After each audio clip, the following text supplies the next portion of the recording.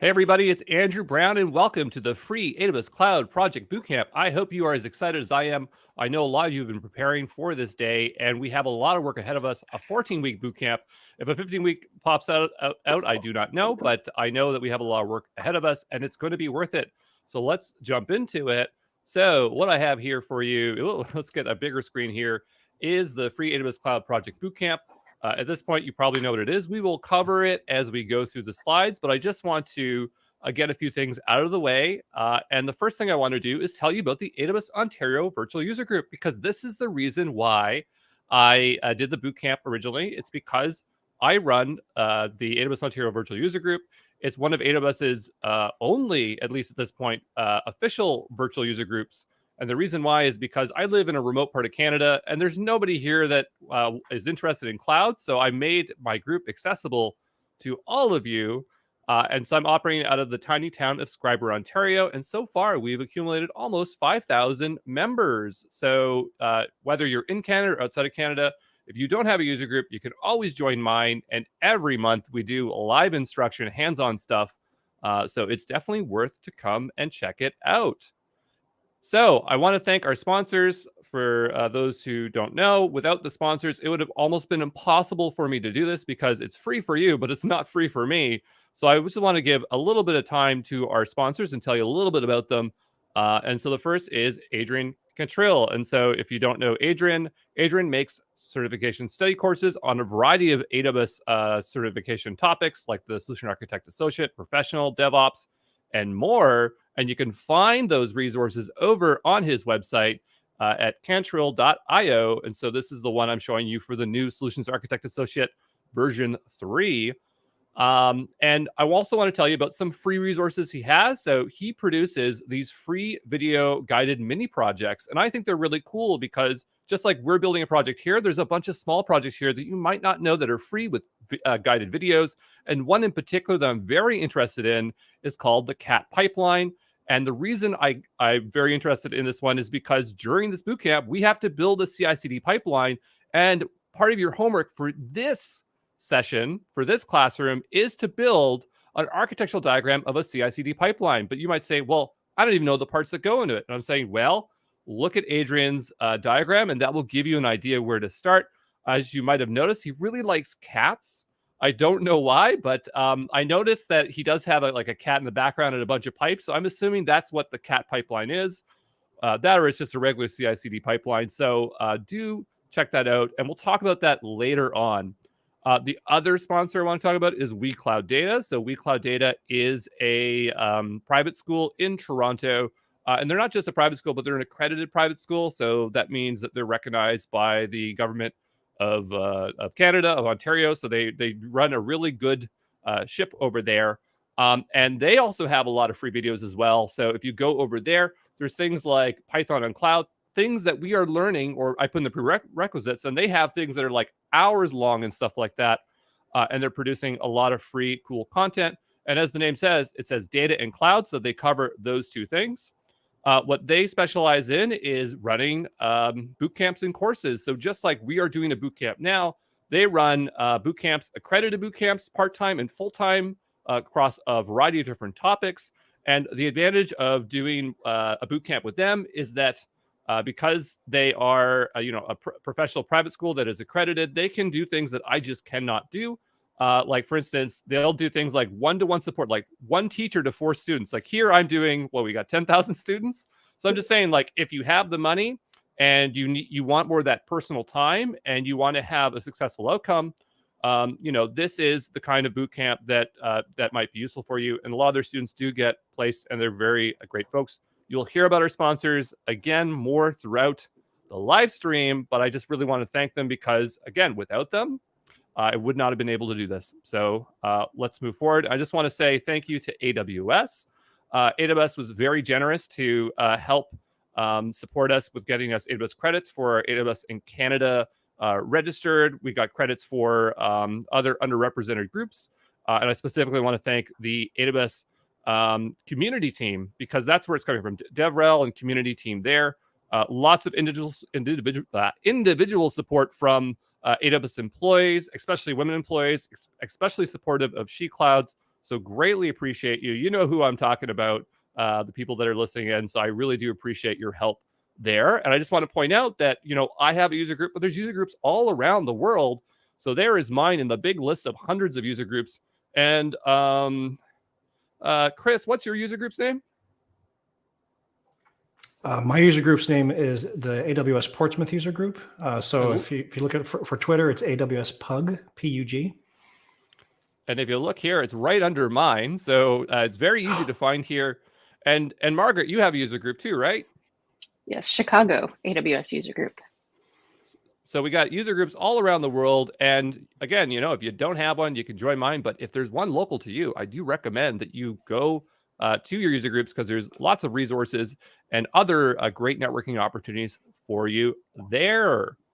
So I just want to tell you, what is the free AWS Cloud Project Bootcamp? If you're not aware of what it is, it's a 14-ish week bootcamp focused on AWS. I say 14 weeks because I might be adding a couple extra weeks. We're focused on building a cloud workload. It's a project. Each week builds off of each other so that we can build a certain level of complexity. There is homework. There is grading. There are digital badges for the folks that do the homework and get graded. It's free. And when I say free with an asterisk, it's free for you. It's not free for me.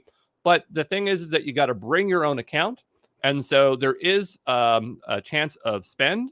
And so because there's such a concern for spend, we have, given out AWS credits where we could. But we also are giving a lot of spending considerations and advice. So every single week, we're going to be covering spend. Chirag is helping us with that, and you'll be seeing that stuff soon. So do not worry, you will be A-okay if you follow our advice and watch the additional materials. And we will make sure during our videos when we're doing stuff to point out spend. So what are we building? Well, it's this Crutter application. And this session, we're going to talk a lot more about it. So I don't want to go too much into it right here. But the idea is that some highlights there is that we're using SQL and NoSQL databases, real-time monitoring APIs, multiple containers. We're building a CI/CD pipeline. We're using decentralized authentication and more. There's 14 weeks. We're doing quite a bit. So you're going to be building quite a hefty project. When's the schedule? Well, it's like today, every Saturday, and this is going into May at noon, my time. It was the best time I could choose for all of you folks. And if you're wondering, yes, the videos are recorded. There is an official playlist, and you'll just have to look for the link there. I'll share it everywhere so you can get caught up. So there is that there. And I just want to set some expectations during our live stream. The idea of these live streams is to do knowledge transfer. So we do have interaction via the chat. We have our student advocate who's going to pull questions and ask questions on your behalf during the live stream. We'll talk about that here in a moment. But I want us to focus on knowledge transfer and not necessarily troubleshooting technical issues. We have the Discord for that. Now, that's not to say that we won't solve any kind of technical issue, but if you're getting stuck on JavaScript, which is a prerequisite, that's kind of to the side, and we don't want to be eating up the time there. We want to focus on that cloud knowledge. Remember, this stuff is recorded, so you can always go back and do multiple tries. Do not worry if you're not able to get through it in the live stream. You will have time. And if for whatever reason, because this is a live event, if anything goes sideways, like the internet goes out or we hit a technical issue that we did not expect, like US East 1 goes down or something, I don't think that would happen.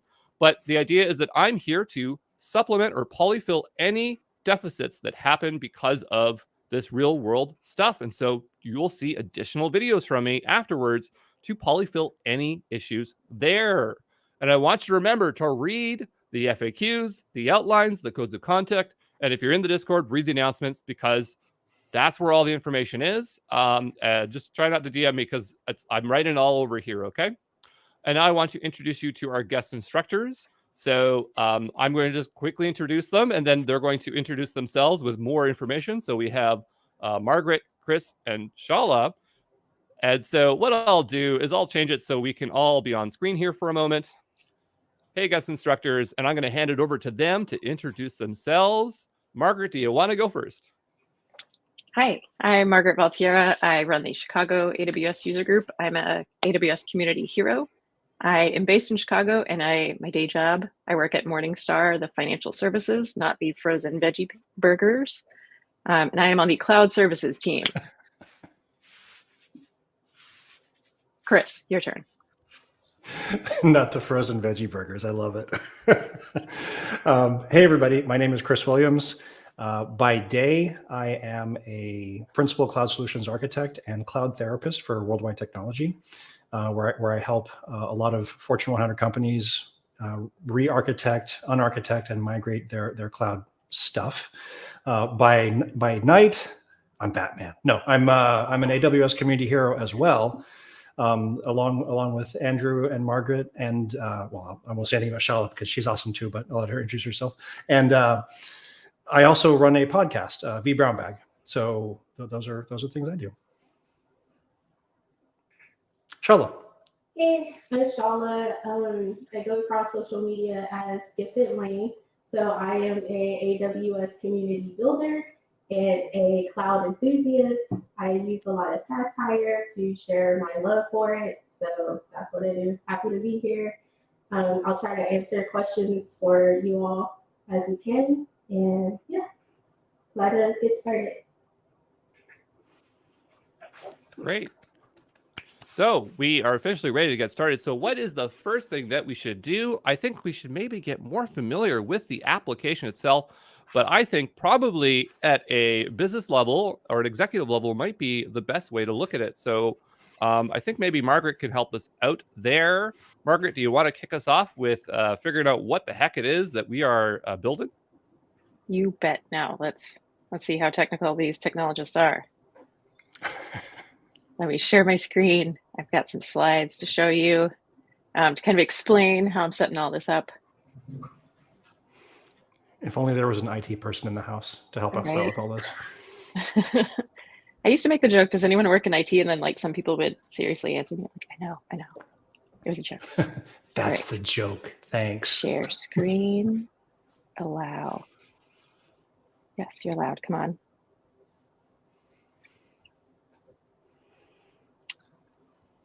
Browser has blocked my screen share. Of course. Of course. Do I have to open a new browser? Sorry, hold please.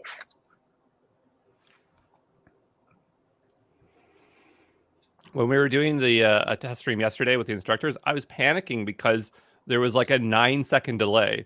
But the only solution that fixed it, which was bizarre, was I just had to restart my computer. But you know how computers are.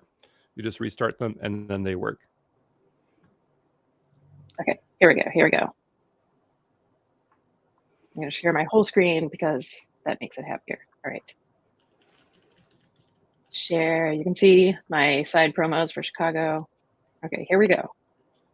Hi, I introduced myself already, but I wanted something on a slide. I'm Margaret. I work at Morningstar. I have left the bird site, so find me on Mastodon. Very maybe stupidly put LinkedIn and email. Remind me why you're contacting me if you do contact me, just for some context. There are a lot of you, but I love to help people and connect. So find me on the socials. I run the Chicago AWS user group, and my day job is at Morningstar, which is a moderately large public institution. We've been around for more than 35 years, and I sit on a central center of excellence cloud services team. So I've gotten to see a lot of really cool leading edge stuff, and also some tech debt that's been neglected over the years. So I've seen kind of all scopes of it. So I wanted to give kind of a good example of there's no such thing as greenfield. Even with a startup in this scenario from Andrew, there's some nuance, some like context. You have to figure out what's important, how to plan your project, how just to plan your own time. So that's why I'm going to talk through this scenario, and I want to use something called user personas. So I'll walk you through the scenario that Andrew has in the FAQs. You could always go read that too, but I thought a user persona would be kind of a fun way to set the scene, give you some input and like project planning, project management insight, and then also some fun like red herrings, things that might throw you off that will happen in the real world. You know, maybe someone will come and be like, there's an arbitrary deadline. Like, is it arbitrary? Can you ask these questions, and how do you frame it? What words can you use to think about it and put it in context, and not say no, but like kind of push back and get the right context. So For this, I'm going to call it user personas. It will help you think like your customer, think like your end user, but also think like your manager, your investors, your stakeholders. So think of it as like a technical role play. So for this, I'm going to liven up the introduction, throw some details at you.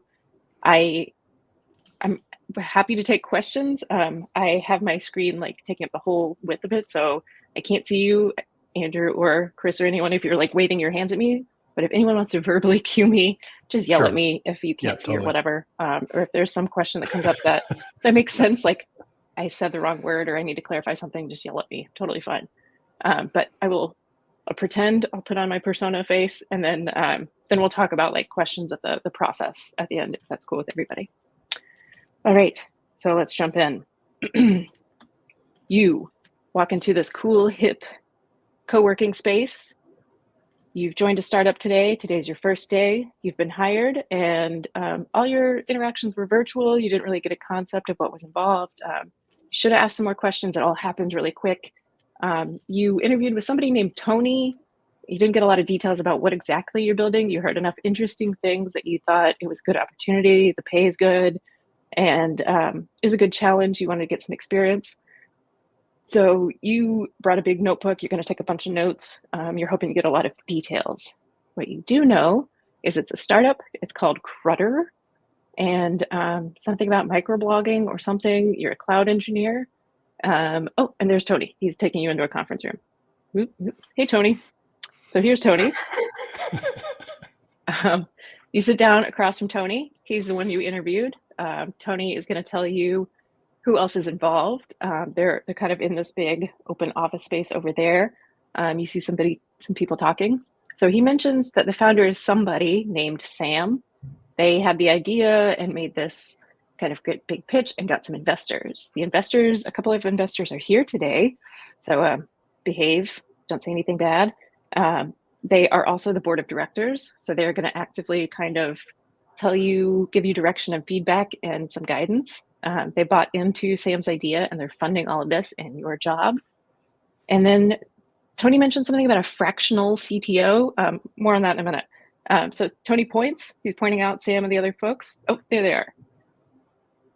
So you turn around in this big open office space, you overhear some discussions. They're further away than this picture. You hear them mention things like microblogging, a platform, expiring posts, a sense of community, trust, and safety in users. You remember something about SQL, or was it MySQL or NoSQL? I don't remember now. Something about authentication. So probably users are logging in, creating a platform, using the platform. You're not really sure yet. Turn back to Tony. Hi, Tony. What did he just say about the app? He mentioned that Crutter will be an ephemeral first microblogging platform. What does that mean, you ask? It means the app is a expiring post social media platform. It's like Twitter without the dumpster fire, and Snapchat, but more community focused. It's aimed to share a lot of content, but then it won't track you long term. Sounds pretty cool. It's hoping to attract a ton of users and scale quickly. So remember, scale. But it's going to process a lot of frequent transactions. The point is to be catchy and interesting, so people log in a lot. So that sounds like a lot of transactions, authentication, a lot of things that need to work together pretty quickly. And then since the ephemeral seems like some things need to be time-limited content, you'll have to manage that. How does that all work together? So as Tony's talking to you, you hear a lot of loud hooting and hollering, some commotion, kind of the other direction from the investors and folks. You hear a group talking loudly. You hear something about user content, content creation, in-platform advertising, and traction. And that's the marketing team. Of course, they're having fun and eating pizza. Of course, there's an entire team of them already. So Tony tells you, yeah, that's the marketing team. Investors spent a lot of their money to hire the marketing team, and they have an awesome domain, but the platform's not quite there yet. So this is why we need you, and we need to hit the ground running pretty quickly. It's the marketing team's job to attract that interesting original content. So they're generating a ton of content right now, apparently pizza related content. So they're going to try to generate buzz with this time limited content. They're loudly discussing if it should be students, if it should be university students, or only young professionals, or would they expand it to other user types, and then how they authenticate age and if they limit age content and things like that. And you're thinking like, hey, marketing, I wish you would involve me in that. It seems like something that might be a bit technical also, but take that note. We'll come back to it later. So Tony sees you kind of looking over that way and eavesdropping, and he explains, yeah, the app is targeted to, we pitched it to busy professionals, students, whatever that means, and anyone who doesn't want to maintain a permanent presence online. So what does that mean? The selling points are that we want to reduce the amount of trust and safety issues that the company would have to deal with, but also limiting users' personal information that's kind of leaked out online, that data aggregation, that Big Brother concept.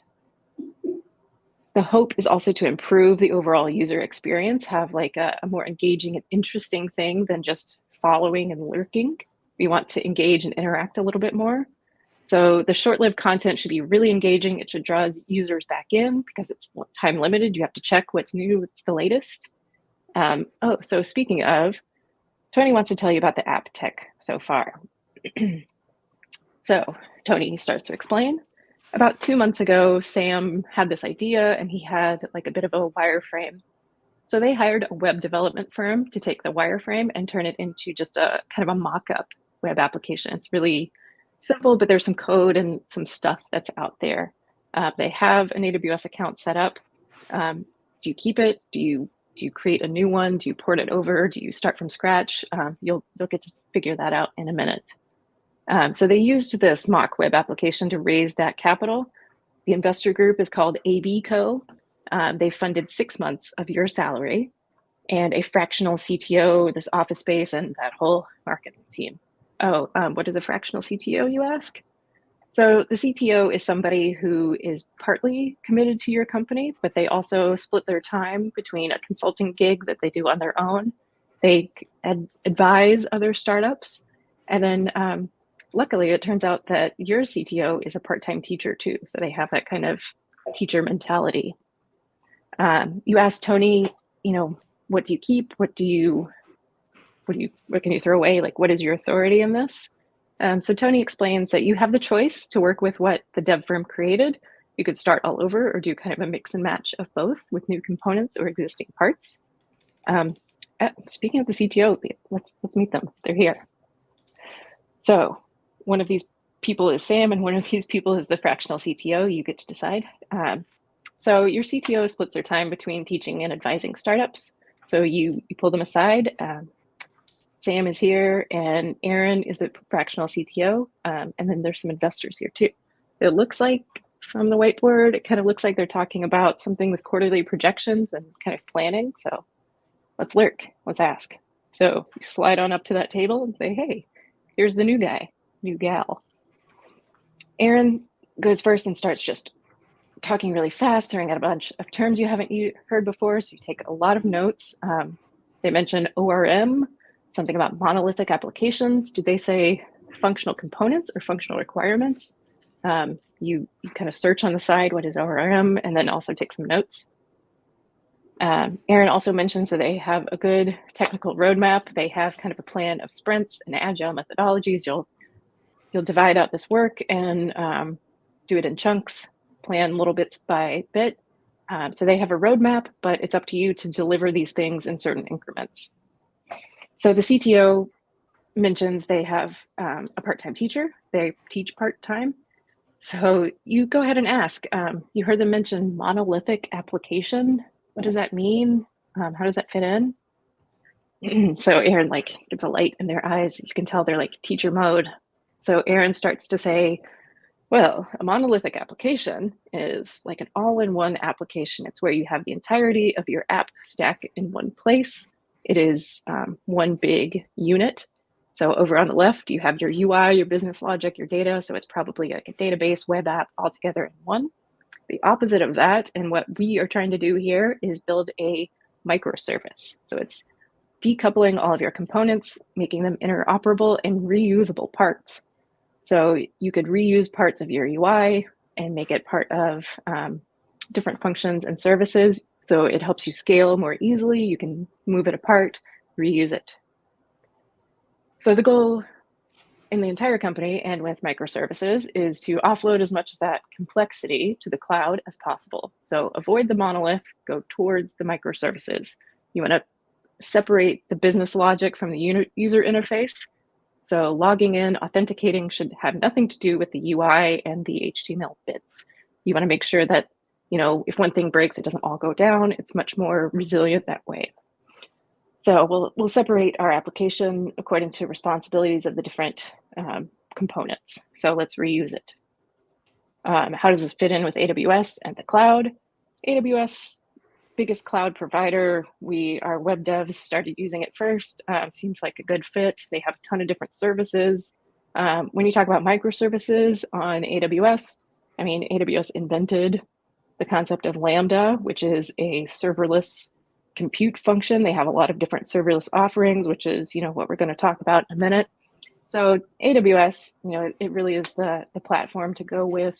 You can build all of the microservices. You think of each of the AWS services as different microservices that you can stick together, Lego pieces, if you will. So what should you choose? Of course, Aaron has answers for that too. But wait, the investors chime in. Wait a minute. While you're talking about AWS and components and things like that, we want to really point out, we the investors, we funded 6 months of your salary, and we have a budget in our mind for what the infrastructure will cost. So make sure, keep your infrastructure costs as low as possible. We want to spend our money on marketing. We want to do the cool stuff. We want to keep you around for 6 months. So make sure to make sure it's all cost efficient. Right. So that reminds Aaron. Aaron wants to go back into professor mode, talk about the iron triangle. The what? She mentions the iron triangle of project management. It might be in other fields too, but iron triangle is one of my favorites too. Essentially, you get budget, timeline, and scope. Choose two. Depending on which one you focus more on is how you kind of divide up the quality. You can spend a lot of time adding all the features in the world you can think of, but it will probably get very expensive. On the other hand, if you want something quick and cheap, you probably will have a very limited scope of things that you're able to build. So your triangle will kind of shift around in each direction. So this is an important thing to think about in project management, in your own project and planning. Think about the risks and rewards of taking on new components. And if you're very cost conscious, then you have to really budget in your time and your scope.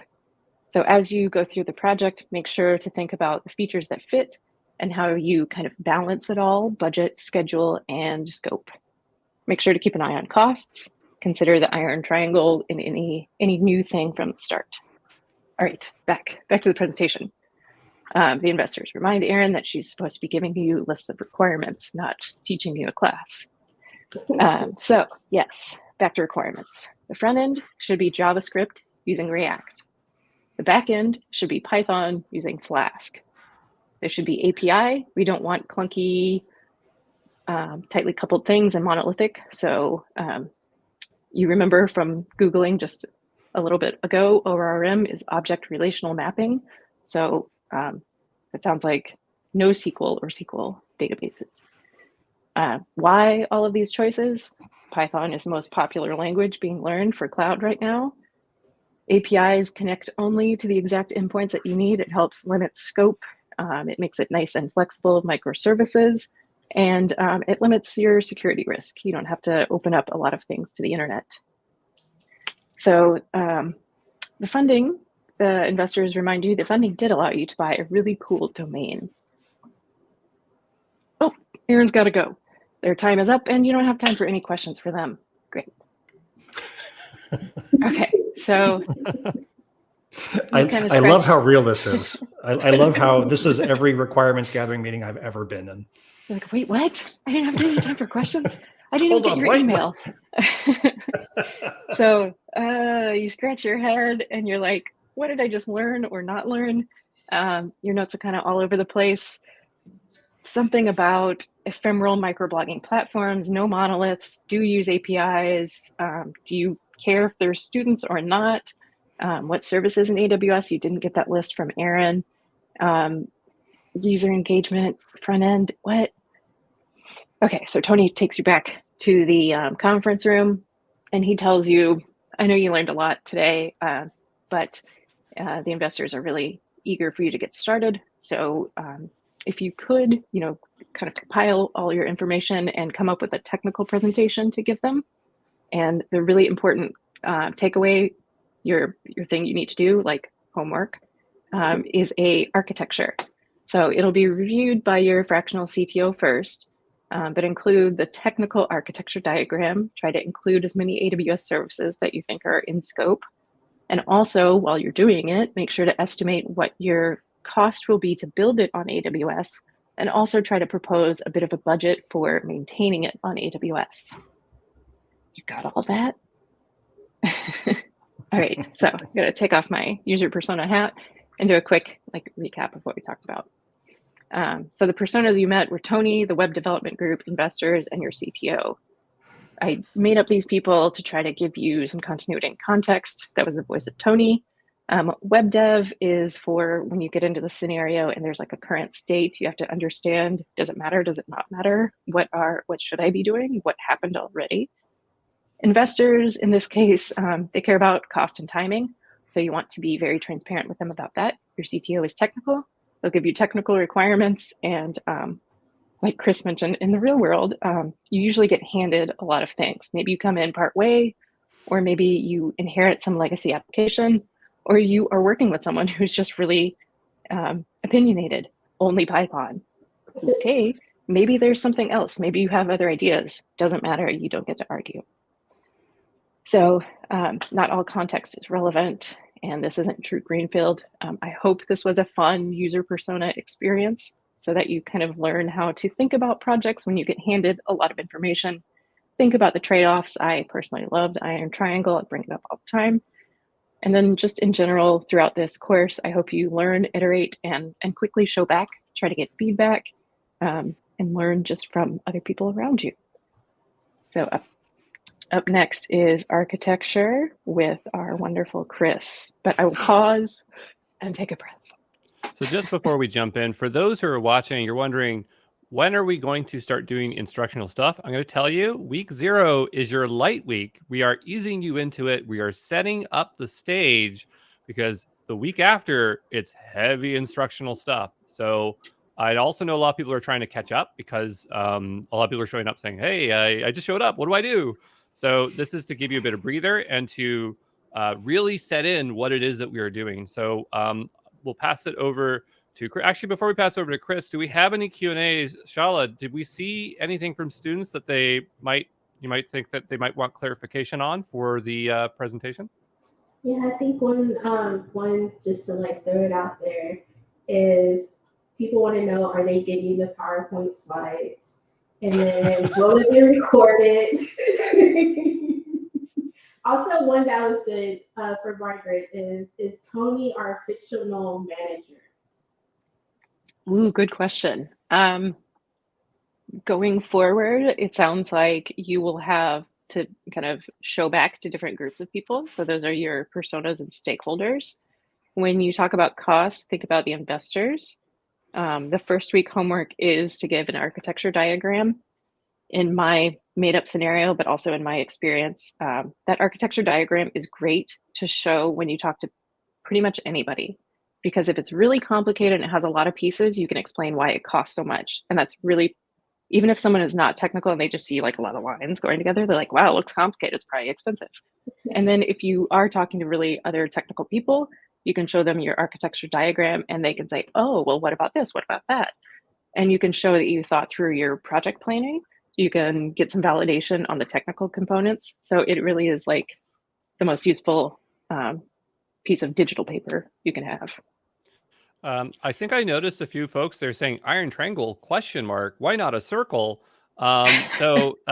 Just to reiterate, because I just wanted, even for myself, the triangle is like 3 things, and you can only have 2 of the 3 things. Is that the case? Not only, but it's, that is a good question. Why not a circle? Or like a radar chart, if anyone knows what that is.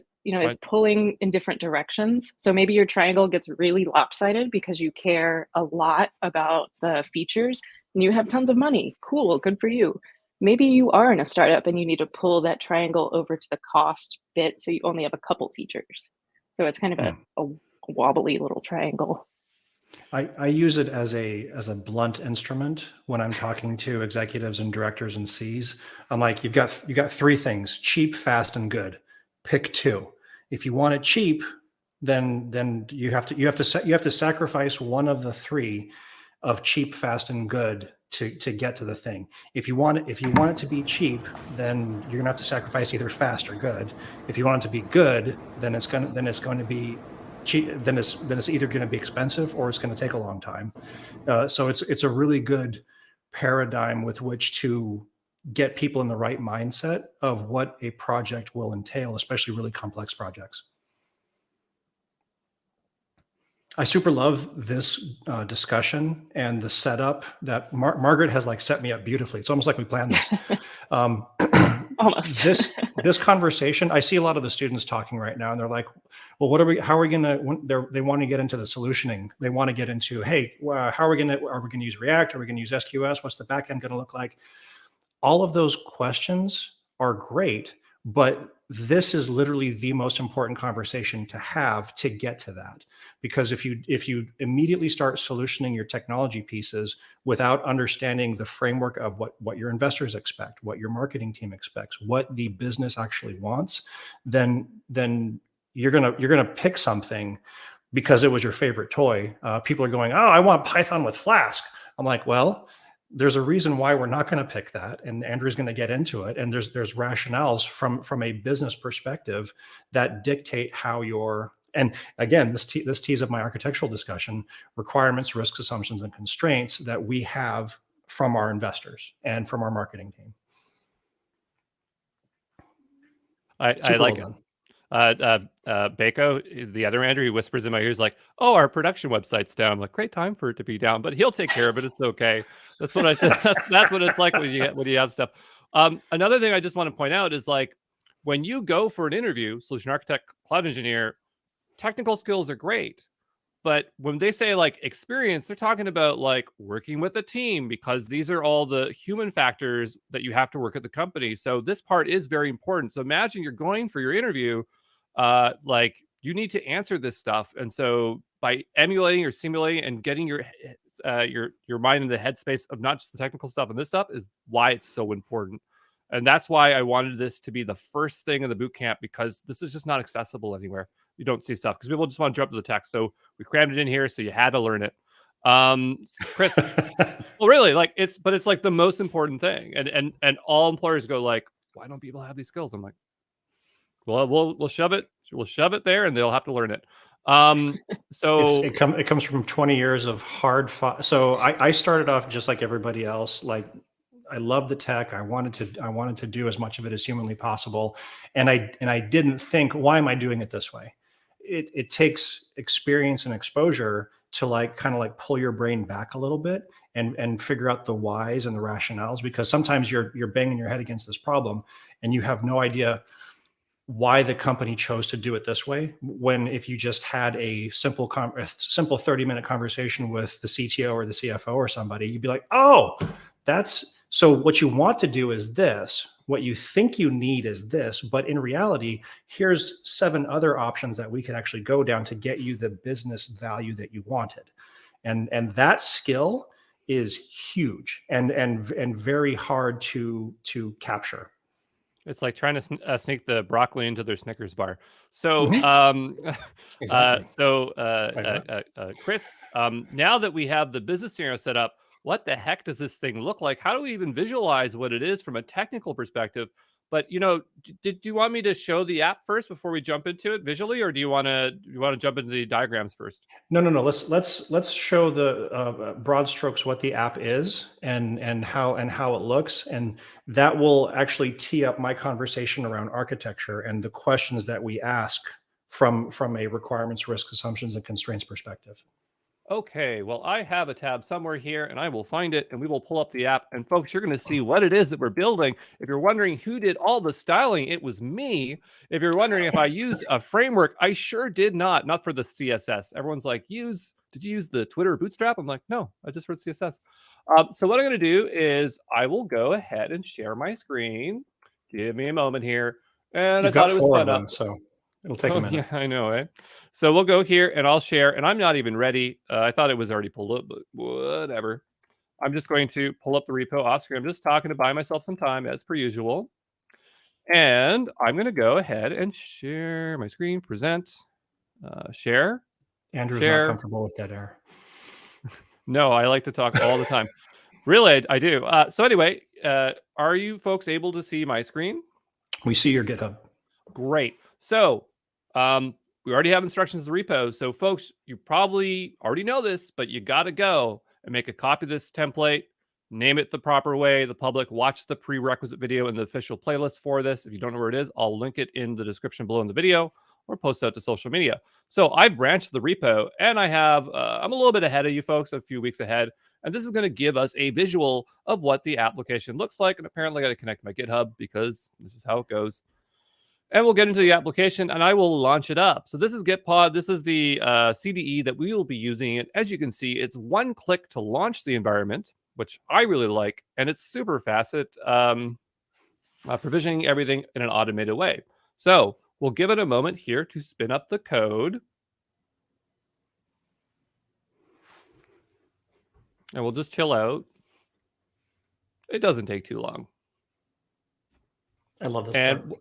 what I'll do is I'll right click here. I'm waiting for on the left hand side for Docker to start up, and I'm getting whispers in my ear that I have to do an npm install here. So I'll do that npm install. Okay, and now notice on the left hand side, I know it's really small for when we do actual instruction. I'll bump all this stuff up to the max. I'll make it like if you're wearing Mr. Magoo glasses, it'll be super big. And so I'm just doing npm install here. Docker is now appearing here as well. Give it a moment. I'm going to do a Docker compose up. We'll learn more about this stuff next week because we're doing lots of Docker next week. And the app is going to start up on a few ports, and then we'll take a look at the app. Come on, buddy, you can do it. It's just pulling some images. I swear I have this in a tab somewhere. Pardon? The playlist that was set up. You and Shala have done a lot of good work in there. You've done the sign up for the free account, create your bill. Did you guys create billing alarms yet, or is that teed up still? Chirag has made a video, and I believe it's covered. But if we have time, we'll cover it again, and then if we cover it a third time, because there's different ways of doing it, and it's the most important thing to do. Setting up your billing alarms is the most important thing to do, so that you don't accidentally. Step one. Step one. One thing I can add to, I guess, is for me, like when I was interviewing for my first cloud role, it wasn't even so much about certs, but it was focused on like my soft skills.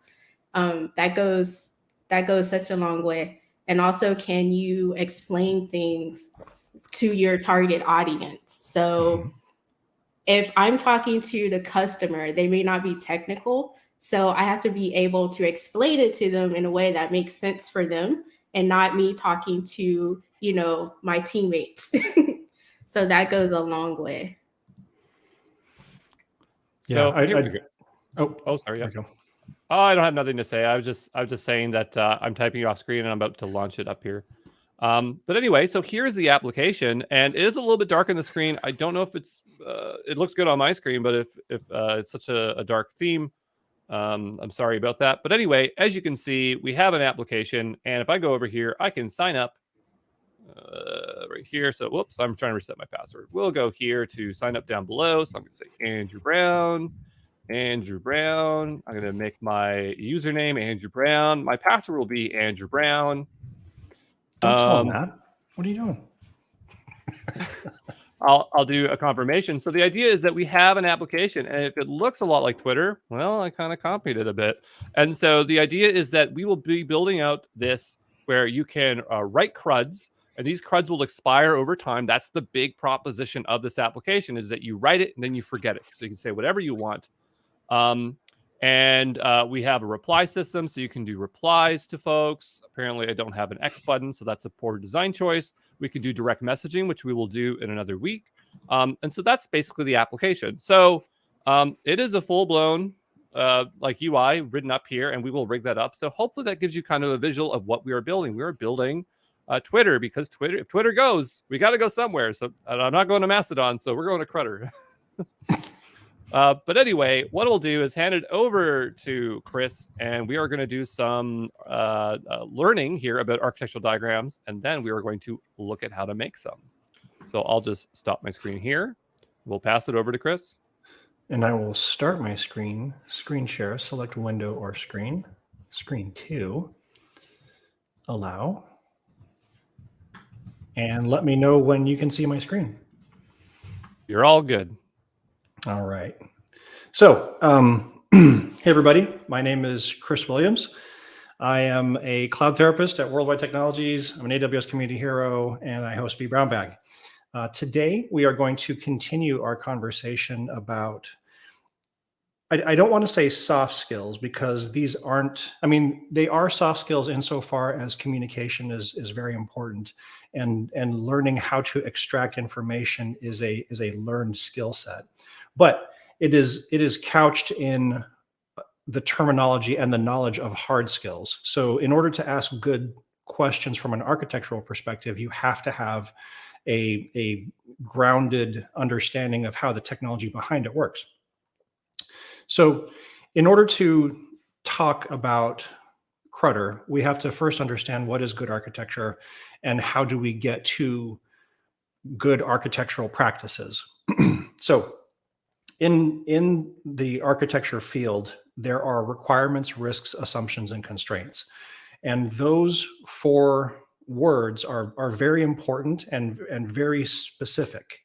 So when I say the requirements, risks, assumptions, and constraints, it's important to have a common lexicon, a common dictionary between all of the people that are having this conversation. So when I go into a customer site, just like Margaret's example, when you're first walking into a customer and you're trying to figure out what is it that you're trying to do, my conversation for them at the beginning of that time period is to define what a requirement is, what a assess requirements, risks, and assumptions and constraints, what those 4 words mean, and we're going to get into it here too. Margaret's interview process was bang on.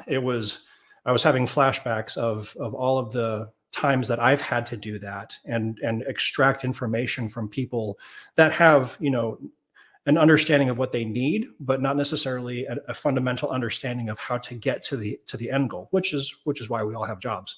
So a requirement, a requirement is something that the project must achieve at the end. So our requirements for Crutter is that it be ephemeral, it looks like Twitter, there are technical and business-oriented requirements.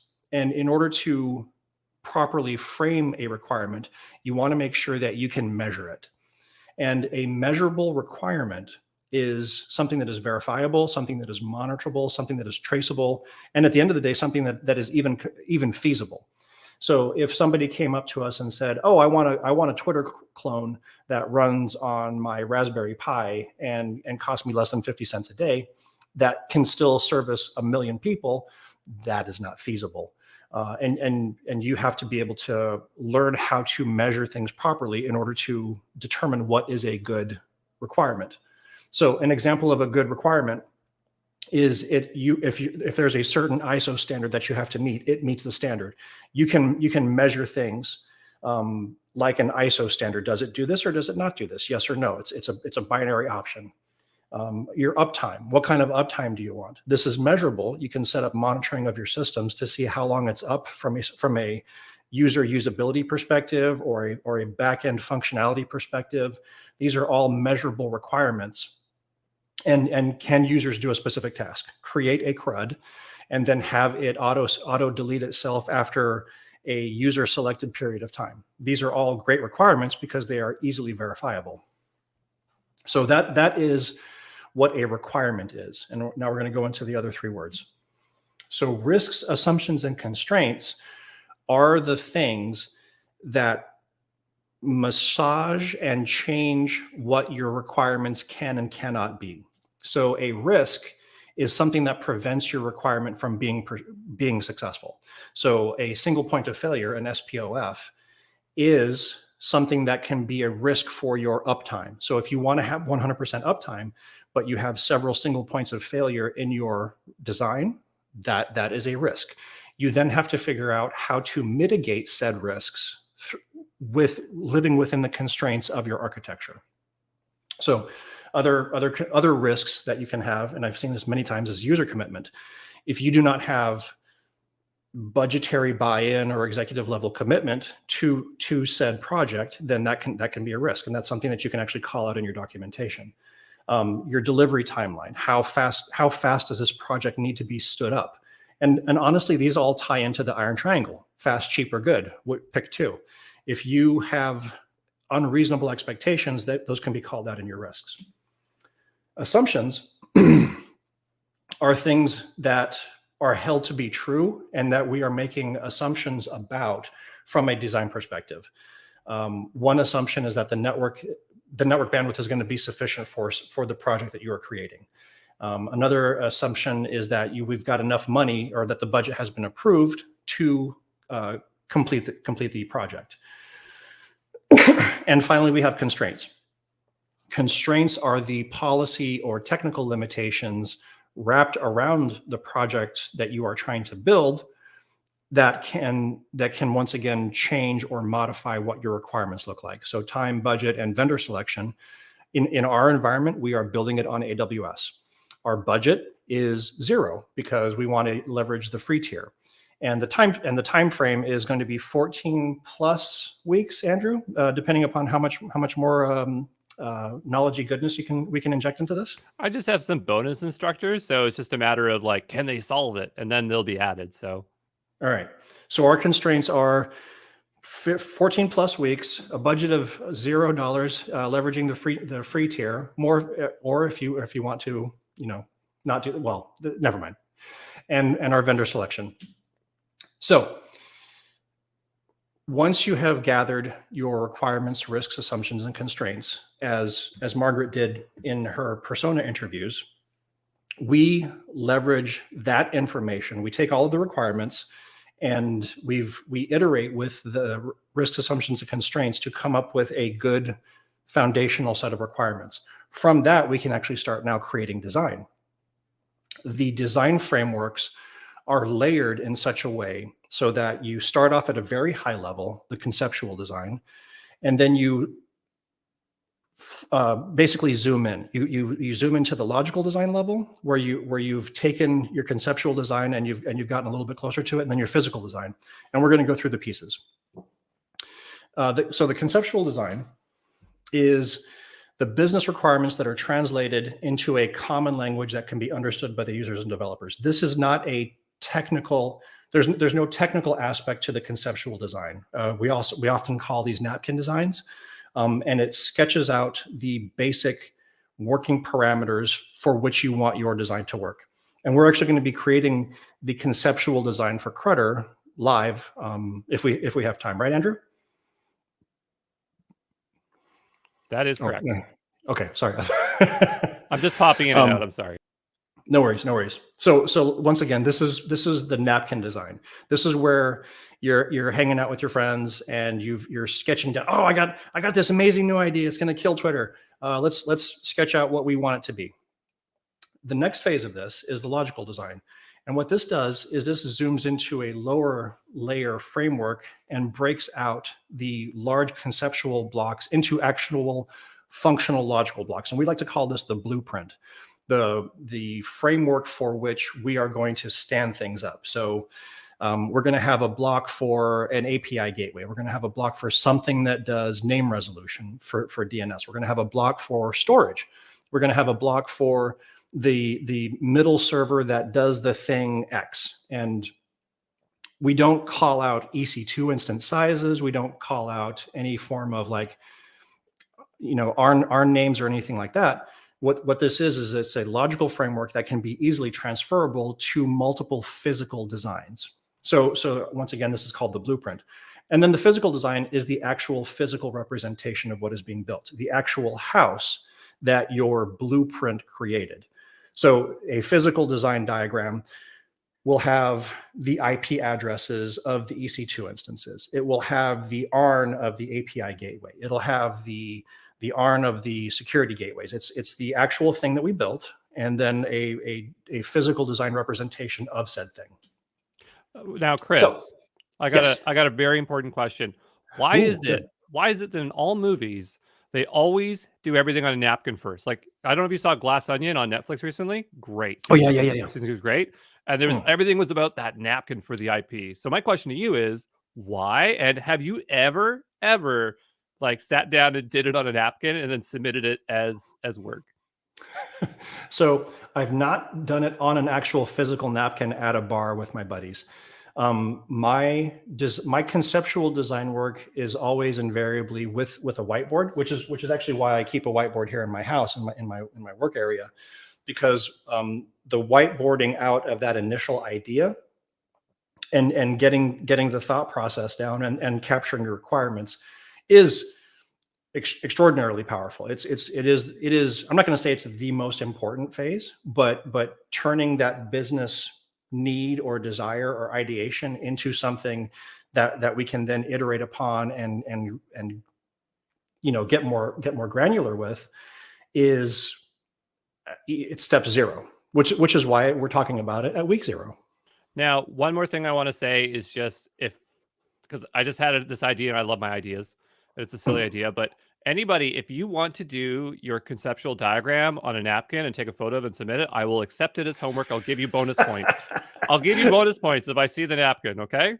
All the red teamers are going to be sending you pictures. They're going to mail you their napkins now. You're going to be awash in napkins. Okay.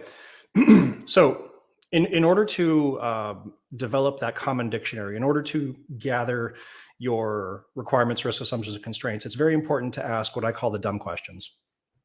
What is it that we're trying to do? How do you expect this thing to make money? What kind of skill sets do we have available internally to make this thing a reality, or do we need to like farm it out to outside sources? So many times, so many times, these dumb questions are not asked. And I'm the one person in the room that is standing up and going, hey, how are we going to get this amount of work done when we've only got 2 full-time developers and you want to stand up a Twitter clone in 3 weeks? And those kinds of dumb questions, they're not coming from an impertinence perspective. What we're doing is we're trying to set the stage for all of the deep dive questions that we're going to talk about in the well-architected framework. So one of the really good ways to do this is to play this game I call Be the Packet. This is a throwback to my old networking days. When you play Be the Packet, what you're doing is you are pretending that you are the end user with the cell phone. And from the cell phone, you want to play Be the Packet. Like if you're trying to interact with the thing that you're trying to build, in this case with Crutter, what happens when I try to go to crutter.com or whatever website we want to use for this? What happens? Do we authenticate first? Do we do some kind of backend call first? What's the first thing that we're waiting for? And in networking speak, there's packets of data that get transferred. And when you play Be the Packet, you learn a lot about your requirements, risks, assumptions, and constraints, because that packet, as it travels through all of the different things, being as granular as possible with that packet, A, educates you on what you don't know about the system that you're trying to build. B, allows everybody in the group to talk about what things that they've missed from their perspective. Because I guarantee you, the developer is going to see certain things, the DBA is going to see certain things, the networking guy is going to see certain things, and everybody in between is going to be like, oh, I didn't know that we had to do that. Okay, so then we're going to have to iterate over this. So asking dumb questions and playing Be the Packet are huge tools in my arsenal. And then document everything. And the reason why I put an asterisk at the end of document everything is because I've gotten into arguments, heated debates with people about, well, my code is self-documenting because, you know, I know what it does, and if you make your function clear enough, you shouldn't have to document anything. That is not an argument that I get into. If a layman, if a person that has a very basic understanding of the cloud can't look at the environment and figure out what it does at a high level, I'm not talking about like, you know, systems level understanding of things, then you need a document to explain that. What it does, how the packet moves, where your stateful data lies, where your ephemeral data lies, and how does that timer work? All of those things are things that need to be documented. And all of that goes into your requirements and risks, assumptions, and constraints design document. So I told you all about that to go into one of the more popular frameworks, which is called TOGAF. TOGAF, so just to set the stage, I am not encouraging anybody to go get TOGAF certified. I'm not saying that you need to study the giant 3-ring binder of TOGAF stuff. It's eye-wateringly granular, and the only people that get TOGAF certified are people at, you know, the highest levels of enterprise architecture at Fortune 100s. It's got a lot of great information, the vast majority of which most people will never use, but it does have really good conversations around architectural vision, your business architecture, your systems information architecture. All of those little bubbles are great starting points of conversation when you are trying to gather your requirements, risk, assumptions, and constraints. So it is the most popular framework for enterprise architects. It does provide a common dictionary of words, which is a great thing. It is a meta model for underlying projects. So you can leverage for software, you can leverage it for infrastructure as code, you can leverage it for networking. It is broadly applicable, and it's good to know about, but again, don't go and get certified for it unless your company tells you to do so. And it maps very closely to the AWS well-architected tool, which is the next thing that I'm going to talk about. It is a fantastic framework for doing all of these things within AWS. So the well-architected framework is a tool within your AWS console. As you're clicking around in your brand new free tier, if you put in well-architected at the top, you will see the tool pop up for you. What it allows you to do is it basically gives you a list of questions, a list of conversation points that you can have with your Tony, with your investor, with the people on your team, so that you can understand from the 6 pillars perspective of operational excellence, security, reliability, performance efficiency, cost optimization, and sustainability, what are the things that are important for the business to translate into your technical needs. And again, it maps closely with TOGAF. It naturally gives you your requirements, risks, assumptions, and constraints. And it is a very powerful tool in any enterprise architect's tool belt. And I would say it's kind of underused. It's something that is out there that it's really great for having substantive conversations about projects that doesn't get a lot of press. I'm gonna pause there to make sure that we're good on time, and B, there aren't any questions. So let's say, Shala, is there any kind of things that people are asking that needs clarification there? No, not that I'm seeing. I'm scanning through right now just to make sure I didn't miss anything. It's just, of course, the big things is it recorded in PowerPoint slides, but Chris, I have a dumb question. What do you mean by ask dumb questions? That's a dumb question, Andrew. I'm glad you asked it. Like Like, dumb it down for me if you could. A dumb question, and one that I love to ask before I even walk into the room as I'm talking to the customers is, why are we here? What is the goal of this meeting? Invariably, if there's more than 5 people in a room, there's going to be miscommunication on why the folks are there. If I'm talking to if there's a financial person in the room, a networking person in the room, and a business person in the room, they're all going to have potentially slightly different conceptions of why they need to be in there. And so a dumb question is, everybody that walks into that room has a dumb question in their head. And most people, and that's a broad brush, but I'm going to say it, most people are afraid to ask them. I'm not, because I admit that I'm a giant dummy. So Shala and I work together, and she's seen me do this in so many meetings. She's like, who's that dummy in the corner? She's like, oh, that's just Chris. And it's but after every meeting where I do that, when I leave the meeting, 9 out of the 10 people that are in that room, they're like, oh my God, thank you so much for asking that question. I didn't know the answer. And there's this fear. There's this fear of, if I ask a dumb question, I'm going to sound stupid, and people are going to be like, who's that schmo? Don't. Try to overcome that fear. Try to ask those questions, because if you don't know, I guarantee you that most people in the room also do not know. Well, and I also think that it's very easy to just assume what the knowledge is. And so even if it is an obvious question, if you ask it again, it's like confirmation. It's also a way of reminding folks, like, this is on point what we're doing, right? Or we're on the same page. So some people don't like it. You know, sometimes you get kickback. People going, I already answered that. It's like, yeah, just confirming, just making sure we're on the same page. Of course, there are dumb questions. You know what I mean? Like, people always, one of the people, I'm a twin. So people always ask, I have a twin sister. People always ask if I'm identical or fraternal. I go, what do you think?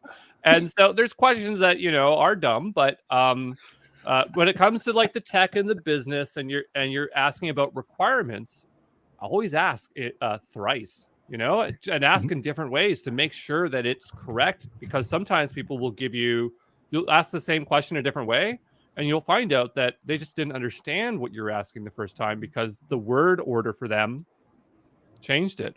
I got a question about the what do we call it? The common language. So like TOGAF, which I assume is a big toe. I've heard of other frameworks, like, and this is the one I know because I'm the developer world. We always like to talk about the 4C model, the 4C model. What the heck is with all these models? Like, are they all basically the same or more or less? Is it like, should we just, like, is there one better than the other? Does it matter which one we use? So that in and itself is 3 weeks of debate that we have zero time to get into. They are, I mean, from my perspective, they're very similar. So there's also the Zachman framework. There's the federal EA framework. There's the DoD architectural framework. So there's TOGAF, Zachman, FIAF, and DADAF, and C4. All of them try to tackle what is fundamentally the same question from a different angle. They are trying to figure out, how do I take a very complicated project or a complicated architecture and break it down into more simplistic terms so that people not, you know, writing the code for the project can understand it. It's, you know, how to talk to your C's about the thing that you're trying to deploy. And I know that you're a C, Andrew, so it doesn't apply to you because to simplify it even further, just because, again, I'm dumb. Like, is it better just to pick one and run with it than just to not have one at all? Or and like, is it like, are they all good enough? And it's just like, obviously there's ones that are better than others, but like, they're more or less for the most part all the same. So maybe we don't need to optimize, or should you optimize? Yeah. No, I mean, pick one and run with it. I mean, from a company perspective, some companies love TOGAF, some companies love C4. Obviously, federal entities love FIAF or DADAF because they have to use, like if you're a DoD contractor, you have to use DADAF. Okay. So there, but it answers the same. It walks you through the same process as TOGAF does. It's just, you know, being taking into consideration, you know, federal law and things like that, and data sovereignty. Okay. So basically, it's like there's verticals of industries that prefer. So, for instance, like Ken Collins always talks about 4C model. He's a Rails programmer. I'm a Rails programmer. Rails programmers like 4C models. Work with Rails programmers, just use the 4C model. They'll go, I know that. That's Exactly. my favorite one. So, did not know that there was those verticals there. That's cool. I'll let you go back to the presentation here. We have 50 minutes. So, like, Cool. you know.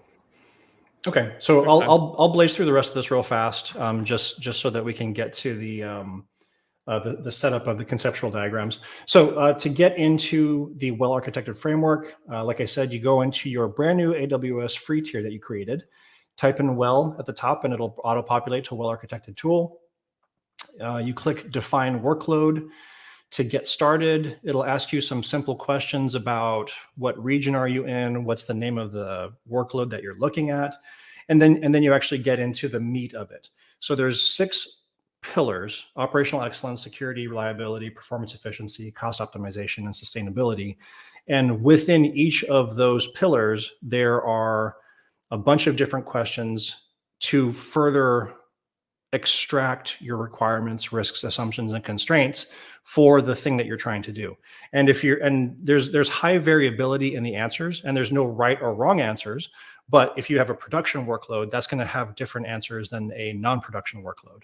There's levels of, I'm going to say, culpability that ramp up as your project starts becoming more of a moneymaker, less of a moneymaker.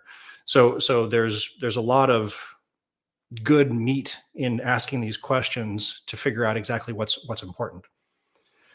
So in the operational pillar, an example of a question is, how do you mitigate deployment risks? This is a great question that I love asking, because it really allows you to see what the thinking of the customer is, or what the thinking of the internal stakeholders are around, okay, I've got a new feature, I've got a new widget that I want to deploy to Crutter. I now want to add a 60-day expiration on top of the 30 and the 7-day expiration.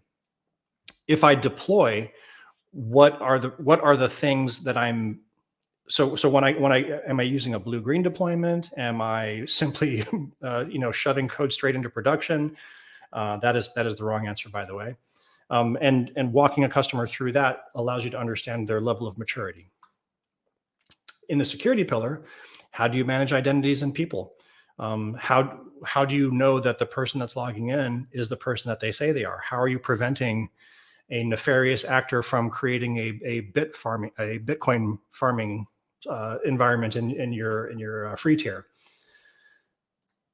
In the reliability pillar, how do you monitor your workload resources? I love this question because it allows me to understand the level of maturity of the customer, how good their monitoring is to date, and how important it is to what are the things that are important in their environment, and how are they looking at it today, and are they measuring the proper KPIs today, their key performance indicators. In the performance pillar, how well is your system performing? How do you select the best performing architecture of the available architectures? Do you want to stand up a bunch of EC2 instances, or do you want to go serverless? Are you going to use an API gateway, or are you going to roll your own? And how do each of those selections modify your architecture?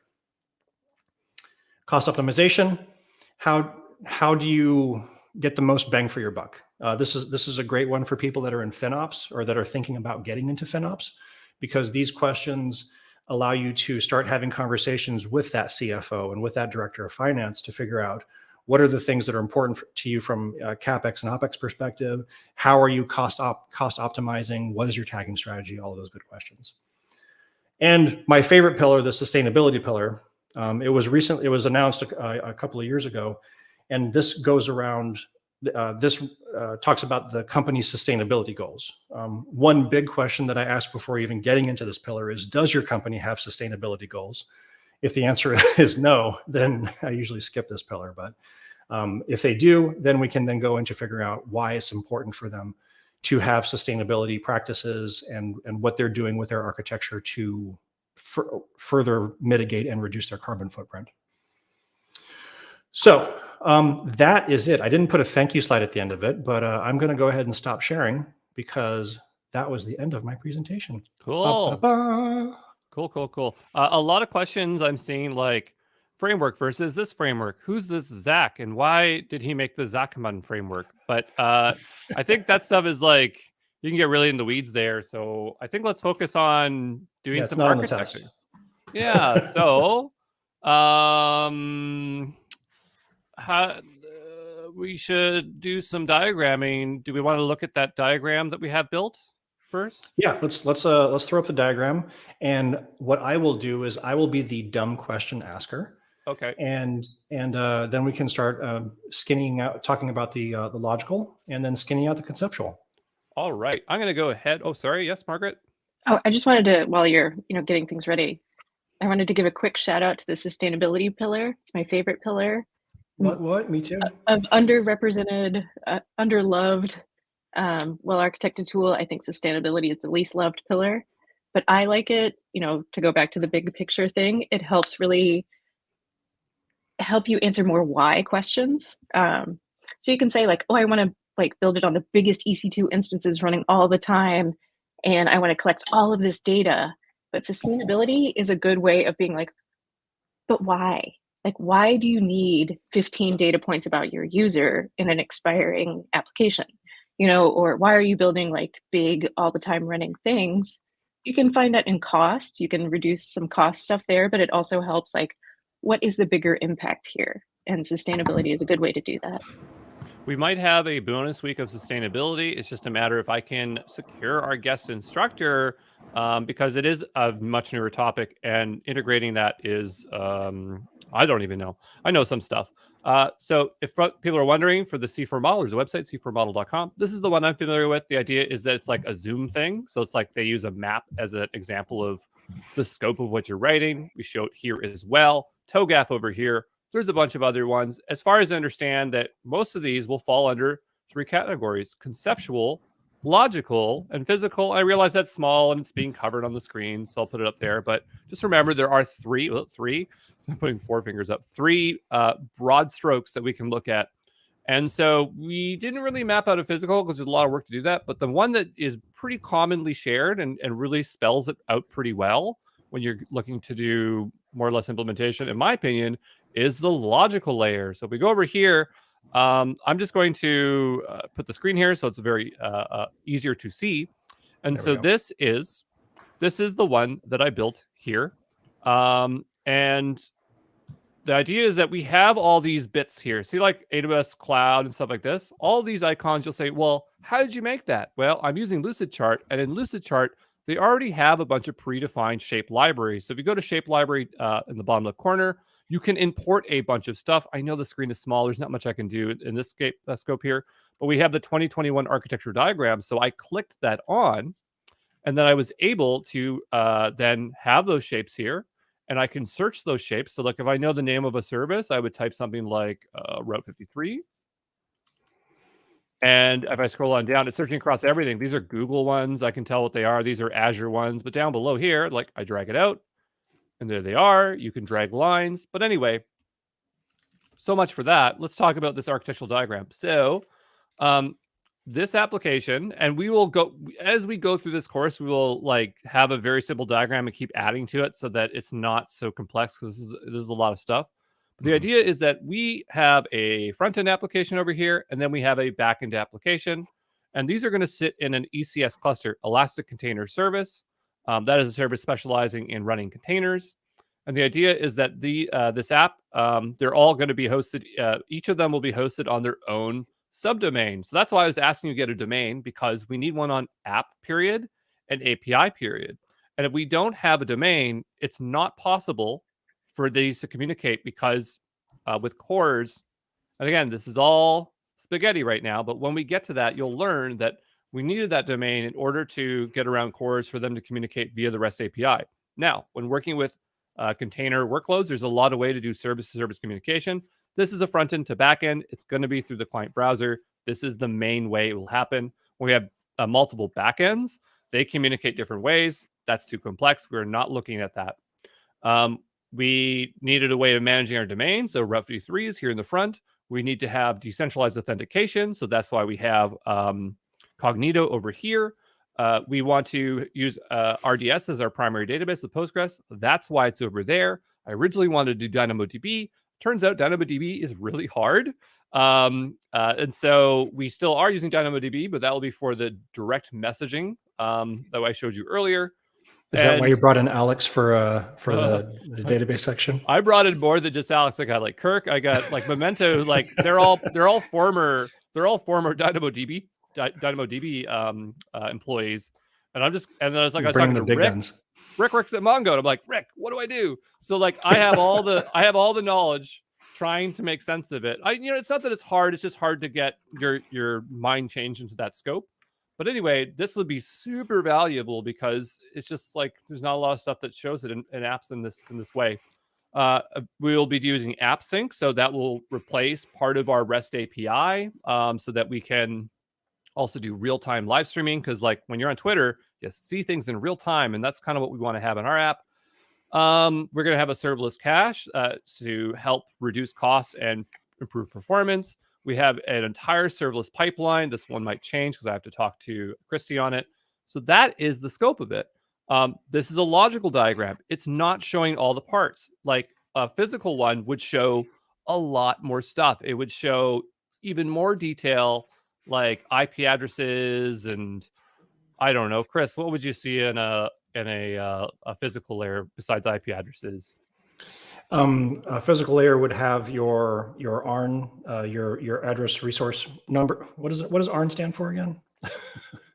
Amazon resource name. Thank you. It would have the actual Amazon resource name for the service that you've stood up. It would have for your S3 bucket, it would have the name of the S3 bucket. For your load balancer, it would have the front end and back end. Basically, the granular information for the actual thing that you stood up. So you've got in the logical example, you've got load balancer. In the physical example, you've got the distinguisher that allows you to get to that specific load balancer that you stood up for that environment. Okay. So what I want everyone to do, because now we are going to do some instructional stuff, I had asked you all to make a Lucid chart account. I know it's confusing because they have 3 services, and it was a little bit of work for me to click through it. I believe Shala made a video. Shala, you made a video for making a Lucid chart? Yes, so I plan to get that posted today, so that way you'll know how to add the icons and all of that. It's coming. Cool. So what I'm going to show you, for those who have their account now, we're going to start some instruction, and I'm going to be asking folks in the chat to tell me with +1s, +2s, if they're following along. So I'm going to ask everyone, can you open up your for those who have it, can you open it up and give me some +1s when you have Lucid charts open? Because we are now doing some instructional stuff. We are doing our napkin design. And by the way, you can do both, but we want to do our napkin design or conceptual design here today. I'm seeing +1s all on YouTube. LinkedIn, they are asleep. LinkedIn, please wake up. And what we'll do here is, so Lucid Charts has a free tier, so you can do stuff. My friend Hagai was like, he was putting $signs like it costs money. But we can make do with what we have here. You can use other software, but I want you to use Lucid if you can. So what I'll do here is I already have one down below. It's a draft. I don't want this because we have a limited amount of templates. So there's no delete button. So I'll just make a new one here. And we'll go to Lucid Chart and we'll say blank document. And just to make it easier, I'm going to bump it up. I don't know how this is going to affect the instructions here. This is going to let me bump it up. Why is this not going bigger? Yep. Magnifying glass. No. Can I make this window bigger here? You can when you actually get into the template. Okay. So I was trying to make all the interface jump out, but it's not letting me. So I'll go new in the top left corner. We'll go blank document. And what I'm going to do is I'm going to name this our conceptual diagram. So in the top left corner where it says blank diagram, I will close that. I don't want to collaborate. We're going to put in here Crutter, UR, not ER, conceptual diagram. Okay.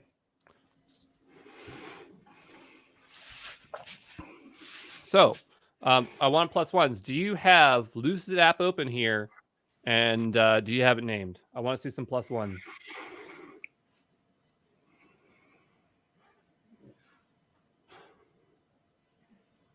A few ones are rolling in. Okay, great. So one thing I really like about yes. Oh no, a bunch of plus ones just rolled in, so we're good. Great. So one thing I really like about Lucid, all the ones came in. So yeah, we have boundaries here, which is nice. But if I drag out a box here, anything from the left-hand side, you'll notice if you drag it off here, it'll move over. So we'll always have working space. Now, if you're like me and you're a messy person, I like to go down, like you just want a lot of working space. I go to the page settings here, and there's an infinite canvas mode, and boom, we can be as messy as we want now. This grid is a little bit, it's kind of getting in my way. So I'm going to look on how to turn that off. So we'll go down to grid, and I'm going to say, turn off show grid under views. So you don't need to do this. This is just my preference. Okay. So if you're still alive with me, give me a +2. So Chris, how are we doing our napkin design? What do we put on it? Because we're not doing like the individual AWS services. How do we scratch this thing out? Right. So we're in the bar. We're at the Glass Onion. You said, "Oh, I got a great idea that I haven't stolen from anybody else." And you pull out the napkin and you pull out the pen, and you plop a user down.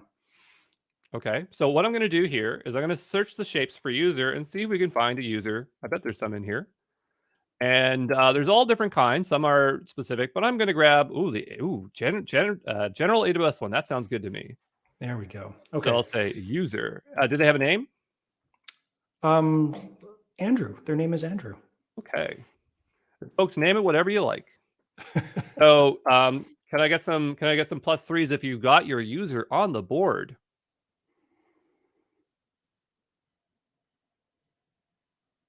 Someone says, can you tell me what's happening? We are creating there we go. Yeah. +3s. There we go. All the 3s are coming in. Great. So now that we have our user, what is the and are we thinking of this as a user-centric point? Like we're starting and this is going to help us, or you just like doing user first? I like doing user first. It's not. I mean, everybody has a different way of doing this.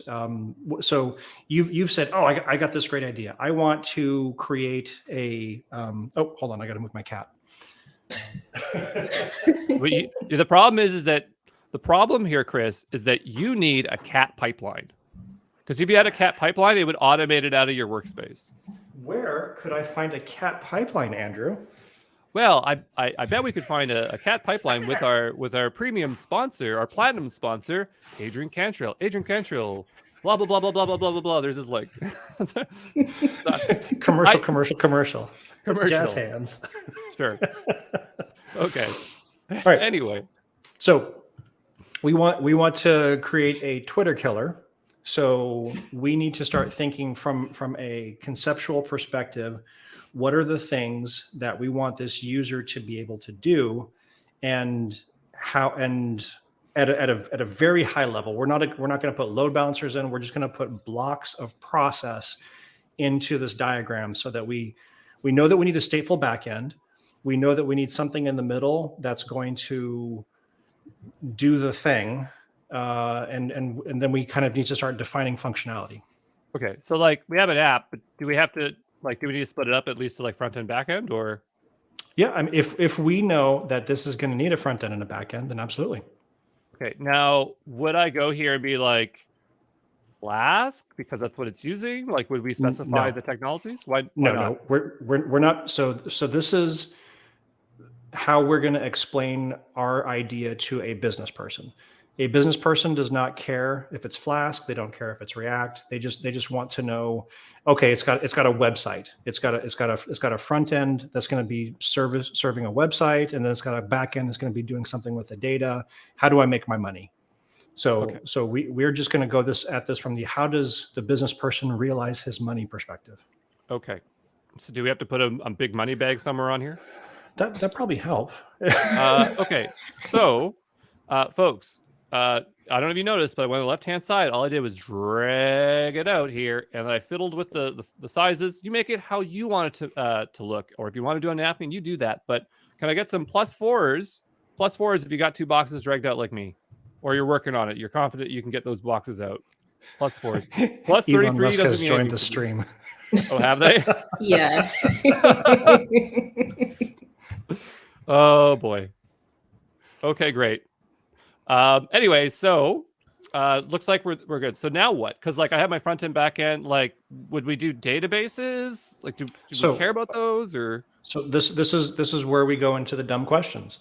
Do we have do we want to have the users be unique? Like, is every user going to have their own identity, or is this going to be an anonymous system? Oh, they have identity. It's just that their stuff vanishes after a period of time if they choose to. Right. So we're going to need to have a place that stores stateful data, both for the tweets that need to be deleted and for the actual identity of the person that's going in and doing the thing. Okay. Is that correct? Is my assumption correct? Yeah, but from a technical perspective, I think they'd live in the same database. So should we have them as separate entities, or would they be one big blob of database? Just a big blob of database at this point.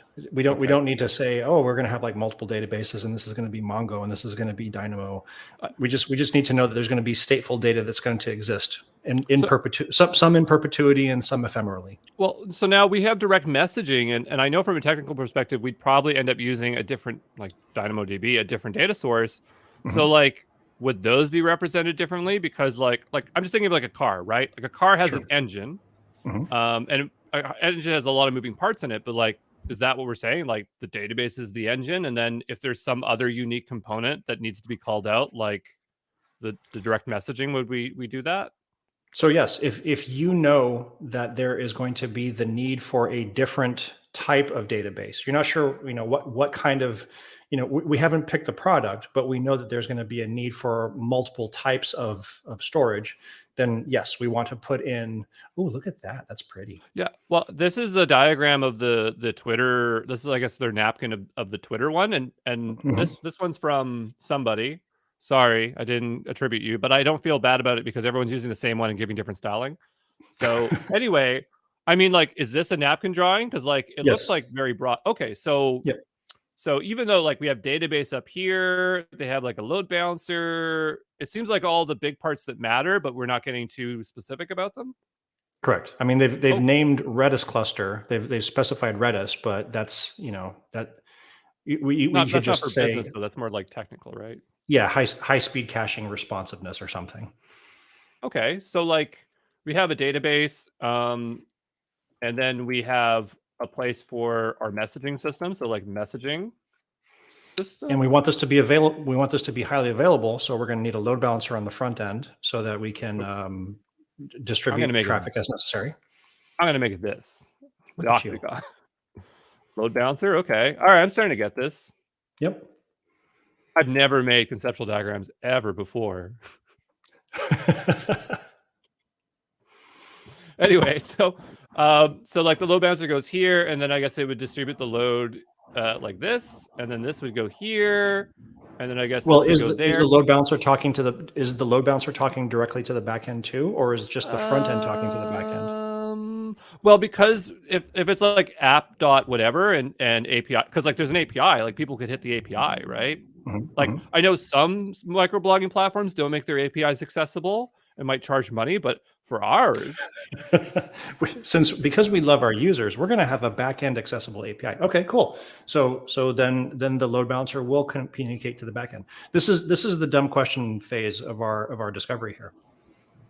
So and folks are asking like ALB, like application load balancer. Well, yeah, for the backend there would be a load balancer because if the API is going to be exposed, and that's how the front end's talking to the backend API. That's we know that internally, but I think in this case they both would have it.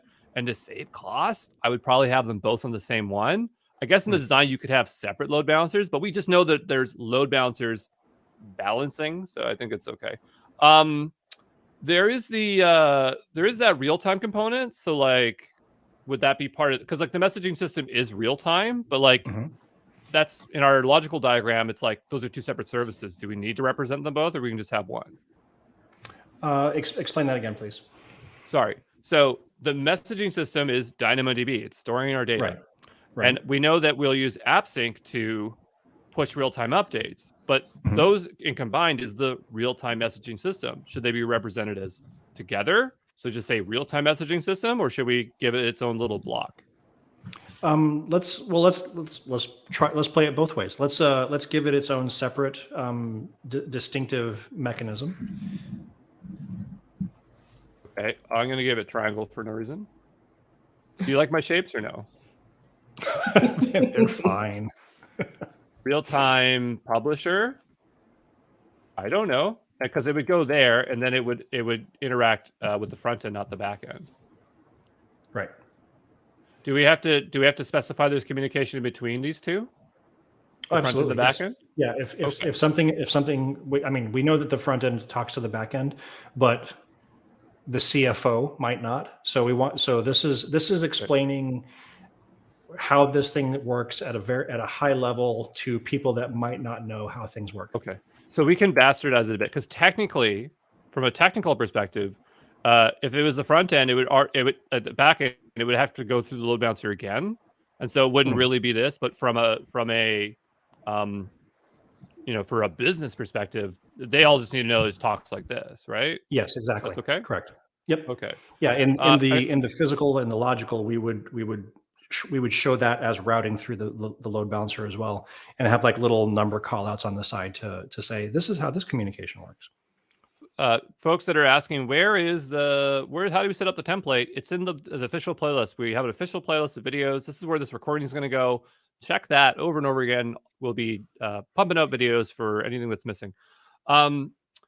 Okay, so just to get my headspace in here, let's go back to this one here. And they got like load balancer. They have like specifying services. So, we're not doing it in the bootcamp because I did want to add a week, but like, there technically is a search box, and they could search. Should we be representing services as big chunks because they're like things? Yes, absolutely. Well, so is the search going to? So we are going to have search in there, and that search is going to live in the where's it going to live? Oh, well, because it's such a big component, I think like how like there's like full text like open Solar or full text search engines. It's like probably its own thing that doesn't live in the cluster. Okay, cool. Then yeah, absolutely. Let's call it out. And somebody else also mentioned authentication as well. So that is also something else that we want to talk about. Search service. Could we just call it like decentralized? Because these are technically managed services that we plan to use, but like it's a big component. So could we just say these services for these? Sure. Okay. And this would be here, I guess. I'm really good with my arrows. For those folks, you get extra points if you make all the arrows line up, or do it on a napkin. Search service would be, I don't know, because like, you could make it just so that it interacts and it has its own thing and do it the front end, but you could also do back end. But I guess it'd have to be the back end, because if you did everything through the back end, then if you had an API that you wanted to search, it'd have to be here. Okay. So, can I get a plus 100 if folks are if you're able to keep up here? I also see some questions. Sure, yes.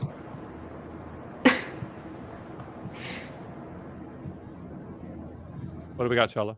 I was seeing a few questions keep popping up about will users be able to hit the API directly?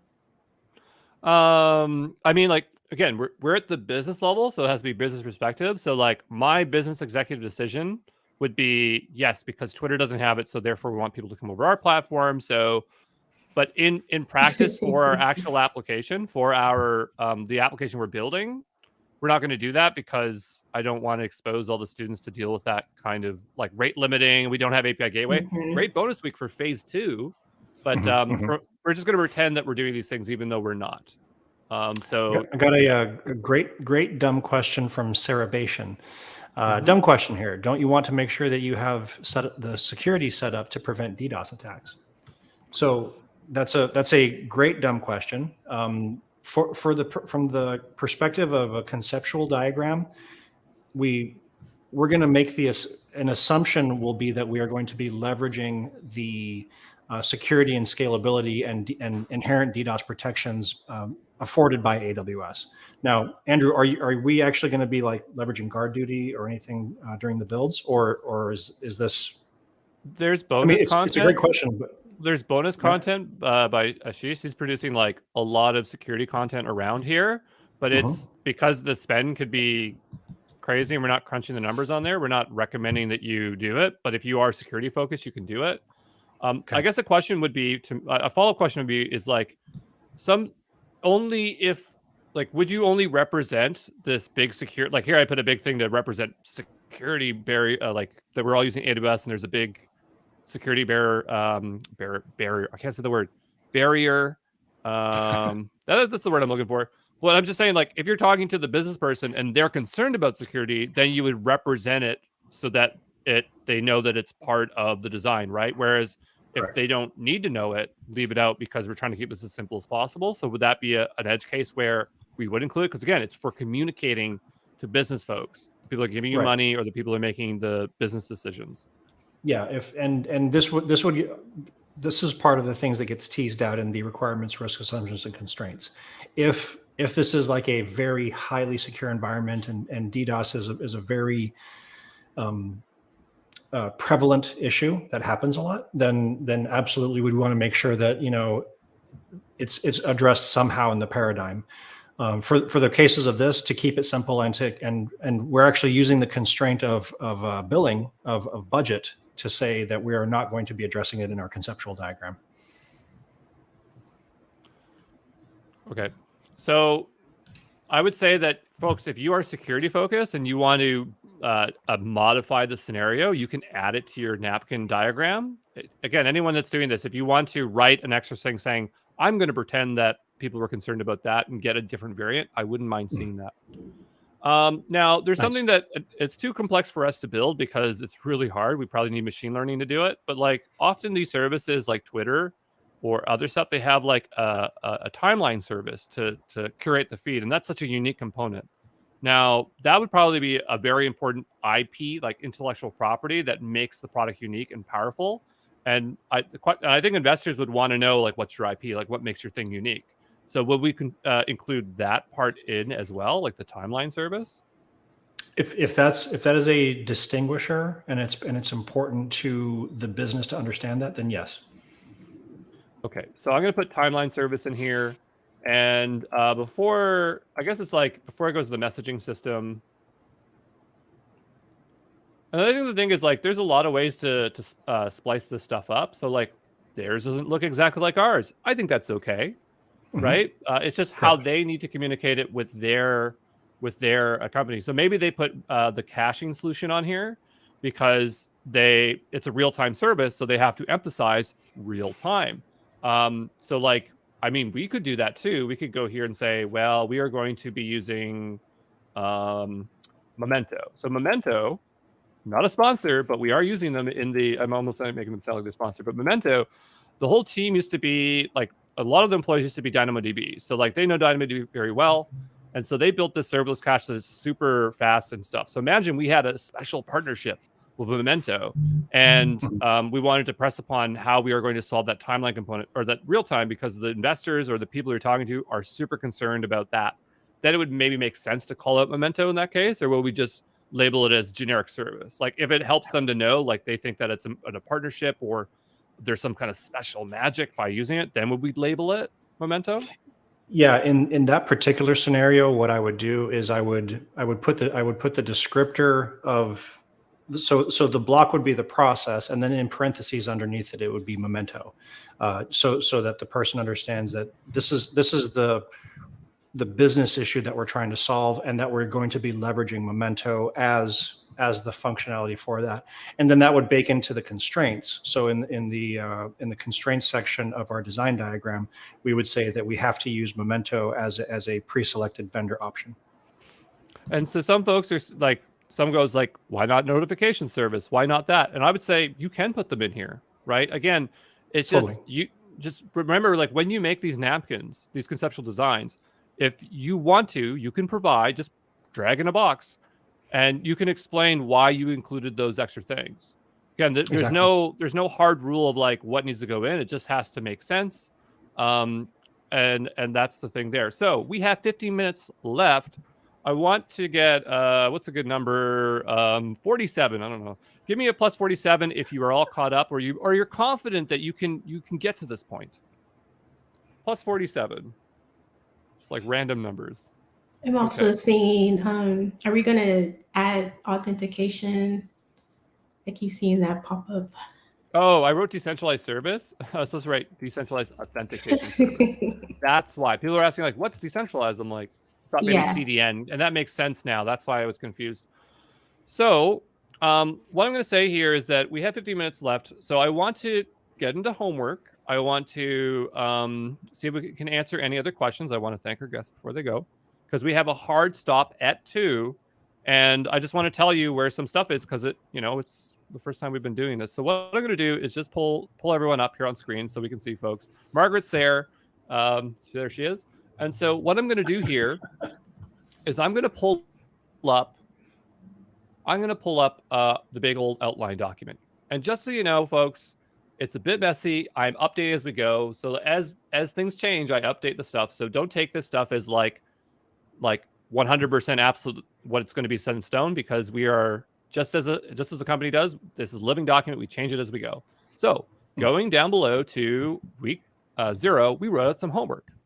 And if I go down below here, we have some homework challenges. Now, I want you to understand, these are suggestions. You can make your homework. Oh, I'm good. I don't need Camera Hub update. The homework challenges, and we have security, so I'll have to write those in and other stuff in there. But the homework challenges is suggested, meaning I suggested these as ideas for you to do. But if you can come up with something on your own, please do. Because the idea of this bootcamp is all the value is not the baseline stuff that you're doing here. It's what you do on top of it. Now, if you are an absolute beginner and all you can handle is the baseline stuff, that's fine. Just do that. If you are an intermediate level, then do whatever you can. It's whatever time you want to put in.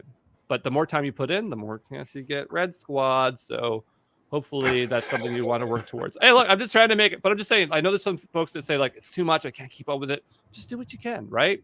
Do what you can, because it's about your own personal outcome. So let's look at some things that we could do. So first one is, like, we're setting up, and this is just because you have new accounts. So like, oh yeah, we didn't do that. We didn't log into AWS and do anything. So we're running out of time. So I'll have to make an additional video to this about setting up some initial things like the budget, the billing alarm, and we'll release that right away after this. Okay. But we have to wrap up here as a hard stop. So going to your AWS account, destroying the root account, setting up FA, creating your first IAM role. That's very standard stuff. I think that Chirag covers it. I think that Ashish covers it. And then I'm going to cover it. So you'll know 3 times over that you need to do this stuff. Setting up a billing alarm, setting up a budget. I will go right after this and create videos on it. Chirag probably has made videos on this. You'll have 2 different instructors showing you how to do it. You've got to go do that. This is a more advanced one, but a very interesting one. So there's a service called Health Dashboard. It tells you if there's problems with AWS, right? Like if US East 1 is down. Is that right, Margaret? Or like there's service interruptions? Health Dashboard. Yeah, it used to be Personal Health Dashboard. Now it's just Health Dashboard. Cool. Oh, baby. Yeah, I know how that is. I know how that is. Okay, so like Health Dashboard is like that, right? So the thing is that Health Dashboard isn't automated. So if you're if we have some advanced people here and they want to know what they can do, you can automate SNS to send a notification when there is a service health issue. Advanced homework. Don't do it if it's too hard or you're not sure what to do. Chris was showing you the well-architected tool. That is a service in AWS. It's free for everybody. And your homework could be reading through it and trying to apply the knowledge to it. Not necessarily filling it all out, but something that you can do. I might make a little video on that to show you where it is, just to cement it. Creating an architectural diagram. This is something I absolutely want you to do, is to create an architectural diagram. So you saw the logical one that we made. Go make it again, right? So Shala's going to be showing you some stuff with Lucidcharts. She's going to show you the base level stuff of dragging stuff out, how to find icons. So that is something that you want to consider. Okay. So if you can, And that's why I was showing Adrian stuff there. Adrian Cantrell's. Here comes the plug. But I thought it was a good example. So we said that cat pipeline earlier. So if I go scroll it down here, and if we look, I think he actually highlights it. Yeah, it's the main one. So like you say, okay, well, I don't know the components that go into they keep downloading them bigger. But you might say, well, I don't know what the CI/CD pipeline is. I'm a beginner. I haven't made one yet. Well, look at the diagram here. He's made one. Go drag out the icons, make the same thing. It more or less will be the same thing. And when we get to the CI/CD part and we implement the services, you'll know it for sure. Just do the best you can, right? Try to produce a diagram that I didn't show you, right? Try to recreate the diagram that we showed you earlier with the logical layer. But absolutely do your napkin, right? I want to see napkins, the baseline stuff submitted. Research technical and service limits for specific services, because we were talking about gathering requirements. Margaret's thing was about requirement gathering, right? Like, what things do we need to know to make this stuff happen? What kind of people do we need? What kind of technical limitations do we need? AWS services have service limits. They have technical limits. Like, for instance, it's like CloudFront. CloudFront lets you make a certain amount of distributions. There's a hard limit, like 20. Or like EC2, the compute service. There's a hard limit of like, you're allowed to make 100 of these. What happens if you hit that limit? Did you know AWS allows you to increase the limits? You can open a support ticket and say, may I have more of this, please? That's your first opportunity to use AWS support. So I will create some additional supplementary content around this to help you get more hands-on, to get you set up with your account. We have other materials in the video playlist, and I want you to check that stuff out. Do we have any questions about homework? I'm looking down at the chat right now.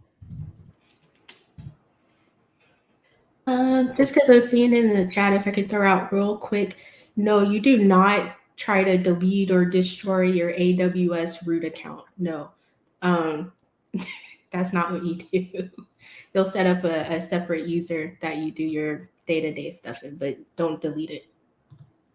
And so the thing is that when we're looking at the root account, you don't want to use the root account credentials. So maybe I could clarify here, say destroy root account credentials. There are cases where you are, but for the most part, you really shouldn't be touching this account. This account is like only logged in for very specific actions, like when you're setting up organizations or very particular billing actions, when you have to, when you're forced to. But if you do not have to do it, you do not have to, you do not play with it. But we will cover that stuff. Is there any other questions, Shala, that we're getting in? See, scanning through. There's stuff like, how do I access the student portal? But I think, like you said, you're going to add some links so that way it'll be easier for everyone to find. But let's see. I'm getting a lot of how can I submit my homework? A lot of that. Oh, sure. Yeah. So I made a video. It's in the official feed, and I can make a more specific video to call it out. But the student portal is you had to register at a specific time. So there was a time when registration was open. Registration is now closed. So for those who aren't in the registry, you aren't in the student portal, you cannot submit homework. You have to wait for the next cohort. Now, if you still want to participate, do the best you can. And maybe we'll figure out a system to let people submit that weren't during this cohort. And I say maybe because I can't give it as a guarantee, but that was something that I want to do, but we have to solve it as we go. So if you feel like you missed out, but you still do all the work, you might still get in, but I cannot tell you for sure until we figure that out, just because I don't know. But, there also is, because we raise sponsorship, and if we want to give out stuff and stuff like that, it had to be for the people that registered and dotted all the I's. It's too hard to do it for comers that are coming in right now. But yeah, people are saying, like, how detailed should the diagram be? Yeah. Again, we said it's based on the business. It's what you need to communicate to the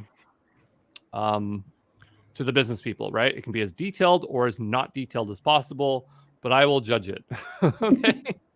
So I'm how much time should they spend on it? No more than half an hour? No more than an hour? I would hope that it doesn't take longer than a half an hour, but we're factoring in the fact that people might be learning Lucidchart for the first time. They might not know what they're looking at. So 30 minutes is fine. Is for just thinking about and planning it out is probably sufficient. If you need more time, do what you want. Don't spend 2-3 days on it, unless you want to make a really cool napkin. Okay. All right. One other question I'm seeing too is for everyone, when should they get their homework submitted in by? Great. So generally, homework should be submitted by next class. We do not have hard limits on the submission times because I might not unlock the ability for you to submit. So I'm going to factor that in as being like, well, you can get additional time because of it. Right now, if you were in the student portal and you went to week 1, you aren't going to have the ability to submit it because I didn't write the questions. So once I write those, which I'll write today, it'll be unlocked and you'll be able to go in the student portal and submit your homework. In the repository, you have markdown files. So if I go back to something, I got so many tabs, I don't know where anything is. And the tab is gone. But the point is that in the repository that I was sharing earlier, there's a folder called journaling, and that's where you write in your stuff. You can use whatever you want, Notion or stuff like that. But when you submit, I want you to write it in your GitHub repo because then it's going to be all in one place. And then you can submit that link and give a summary in the student portal. I'm just checking if there's any more questions. People say, what are the napkin requirements for Red Squad? Yeah. Yeah, good question. I think just first submit the napkin and we'll talk about it, okay? But I hope everyone enjoyed this live stream. I want to take a moment to thank our guest instructors, Margaret, Chris, and Shala. Shala's going to be here for more streams, when she can, and provide that student advocacy for you folks. And I'm sure you'll see more videos from her in the actual official stream. Next week, we are doing Docker containerization. We are going to be looking at the application code. And so for those who are still delayed, you have time to catch up. Next week is heavy instruction. I met with our guest instructors, and they're super technical. So just be aware that you have this next week to catch up and take it easy. Right. So in the Discord, and you really want to be in the Discord because that's where there's a lot of good student sharing going on in there. We have a channel for every single week. So our guest instructors, if they have the time, they can show up in their week channel and interact with students. It's up to instructors if they want to do that. But that's where I want you to funnel a lot of your questions to save us a lot of trouble to find stuff. So I'll be looking at that Discord later. We will have office hours through the week. I haven't defined them, but basically they're going to be either private Discord rooms or private Zoom calls, and you can interact with me directly, and I can help you with the technical stuff, and we can kind of clarify stuff and do homework checks and stuff like that. So thank you, everyone, for joining the stream today. I'm going to hand it over to our guest instructors. If they want to leave some parting words. Margaret, do you want to go first? Sure. Yeah, just remember your iron triangle, your what you're taking and balancing each time. Remember to ask why you're building the thing you're doing. I think that'll inform your tech decisions. And thanks. Chris, your parting words? Who's next? So there were a lot of really good questions in the feed. I apologize to everybody that added me that I could not get to. If you want to, I will be answering questions in the week 0 channel of Andrew's Discord. Or if you want to DM me on Twitter, I'm at Mistwire. And I'm responsive to varying degrees in a bunch of different places. But if I get 1,000 questions, it'll take me a minute to get to you. And Shala? All right. Hello. Okay, so yeah, this was definitely fun. I'll be hanging out in Discord and stuff like that. I'm also a student of the bootcamp, so I'm here to be your voice. So feel free to ask questions. I'm new to cloud, so I still remember the overwhelmingness of it. And even myself, I'm still learning, and Chris knows, to be comfortable with asking dumb questions. And really the best way is to just start asking them. And you start hearing people go, oh yeah, that's a good question. And you just get comfortable with it. So I usually started with, I have a stupid question. Pretty And much. I was like, oh no, that's not a stupid question. Blah, blah, blah, blah, blah, blah, blah. So Cool. Well, and lastly, I'd like to just thank all of our students that have showed up for the live stream. We greatly appreciate you taking the time, and I saw a lot of you here. I know that we had quite a few folks here. The videos are on demand. You will see them shortly, and just look out on LinkedIn and Twitter for the upcoming stuff. So yeah, we will see you next week. Ciao.